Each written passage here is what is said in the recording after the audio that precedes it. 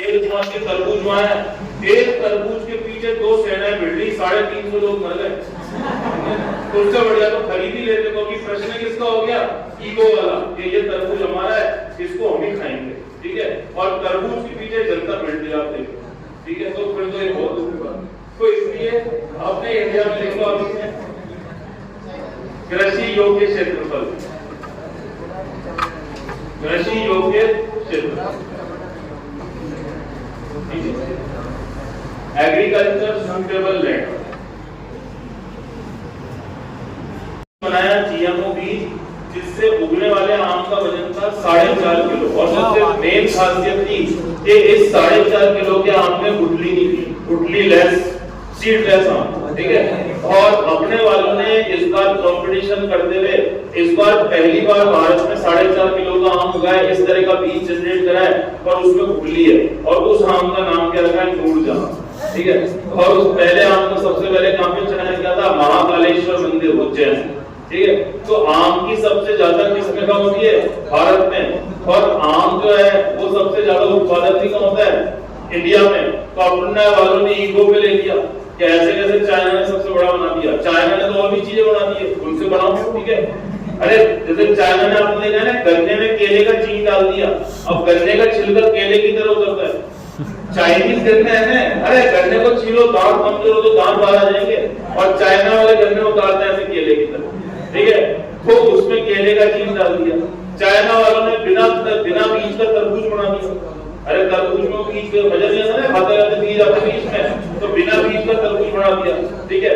और 4.5 किलो का आम बना दिया। तो अपने वाले भी कंपटीशन में लग गए। एक तो अपने वालों को गुस्सा जल्दी आता है, तो अपने वाले चावल में फर्स्ट आ गए। इस बार चावल का इतना बेहतर प्रोडक्शन करा कि फर्स्ट आ गए। अपने वालों ने 4.5 मीटर का केला उगा दिया।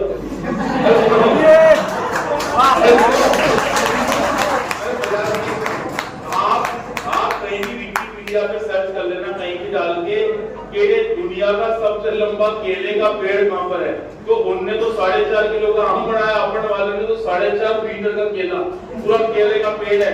और कहाँ मिलता है, अंडमान निकोबार, ठीक है। मजाक नहीं कर रहा, मजाक करता भी नहीं सुबह पहले, ठीक है ना। तो कहां पर है, अंडमान और निकोबार में। तो अपने वाले भी कंपटीशन में कम किए, पर चाइना आ गए। चाइना ने क्या करा, जितने भी आम की वैरायटी है उसमें मिठास के लिए जो जिम्मेदार चीज डाल दिया। अब उससे हुआ क्या कि हर आम ही मीठा, ठीक है। ऐसे आपने देखा होगा, एक अपना वाला संतरा आता है, खट्टा होता है थोड़ा, और एक चाइनीज संतरे आते हैं मैंडेरिन वाले, वो मीठे ही होते हैं, क्योंकि उसमें उसने मिठास का चीज डाल के और नया बीज डेवलप कर लिया। अब उससे जितने भी आप पौधे लगाओगे उससे आपको क्या मिलेगा, वो मीठा ऑरेंज मिलेगा। इसलिए फल उत्पादन में चाइना दुनिया में टॉप पर आ गया। और अपन भी इस तरह से जेनेटिक फॉर्मेशन में कर रहे सब्जियां होती। तो पहले की बात हो गई, अब तो आपके मैक्सिमम सब्जी पूरे साल भर ही आती रहती है, तो उसको आप ना तो रबी में गिनोगे ना खरीफ में, ठीक है। सबसे पहला रिक्वेस्ट, फर्स्ट रबी क्रॉप।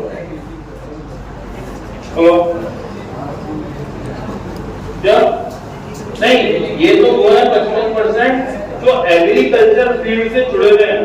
अरे एग्रीकल्चर मतलब या तो खेतों में काम करते हैं या एग्रो प्रोडक्ट को बेचते हैं, जैसे सब्जी बेचने वाला हो गया या कोई जैसे अनाज का स्टोरेज करने वाला हो गया। ऐसे भारत की जो 55% आबादी है वो एग्रीकल्चर से जुड़ी हुई है, मतलब उनका जो प्रोफेशन है वो एग्रीकल्चर। और बाकियों का बचे हुए जो है 45% उनका एग्रीकल्चर से कोई लेना देना नहीं। ये वाटर रिसोर्स की तो सभी जगह कमी है, केवल नॉर्थ इंडिया में ये जाते हैं। आपको पता है ना, भारत में भारतीय कृषि को क्या कहते हैं, मानसून का जुआ। लगान मूवी देखी होगी, बादल आते डांस करने लगते हैं, डांस खत्म होते से बादल पास हो जाते हैं बिना बरसे। तो वही सिस्टम बनता है। पंजाब, हरियाणा, वेस्टर्न यूपी, राजस्थान में हनुमानगढ़, श्री गंगानगर, यही ऐसे जोन है जहाँ पे बारिश नहीं भी हुई तो एग्रीकल्चर वाटर के लिए अवेलेबल के लिए आपकी नहरें हैं, ठीक है।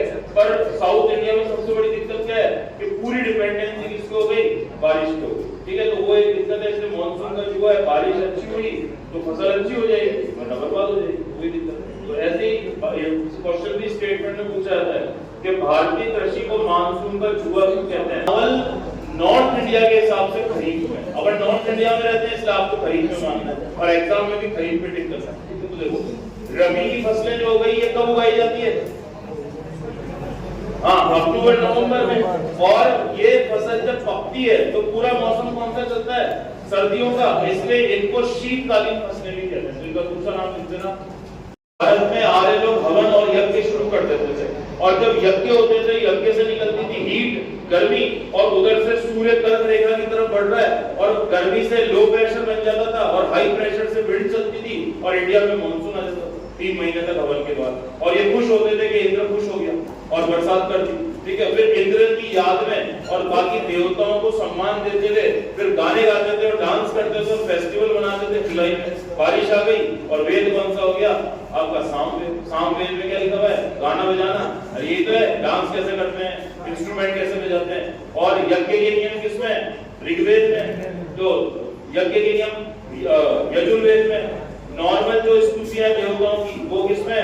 ऋग्वेद में। और जब पता चला कि यज्ञ वज्ञ करा, टेम्परेचर तो बढ़ा, पर अल नीनो आ गया, बारिश ही हुई, तो ये क्या सोचेंगे? इंद्र नाराज हो गया। अब इंद्र को मनाने के लिए टोने टोट के करेंगे, जादू टोना, वशीकरण, तंत्र मंत्र, काला जादू, वो दिया हुआ अथर्ववेद, ठीक है। उसी तरह से चीजें मैंने जोड़ी थी, ठीक है। तो देखो ये मार्च अप्रैल में, तो इसको अब तो ये तो 2 हो गया। तीसरा लिखो इसमें जई होता है, और वो दूध में डाल के उसका जैसे पोहे या उपमा टाइप बना के खाते हैं। तो अब भारत में भी इसका क्या उत्पादन हो गया है, जिसका ओट्स का, तो उसको ओट्स कहते हैं जई। ये भी एक तरह के अनाज की कैटेगरी में आता है, ठीक है। तो ये हो गया मेन, ये तो मेन हो गया। उसके अलावा लिखना है इसमें अलसी, फ्लैक्स सीड्स,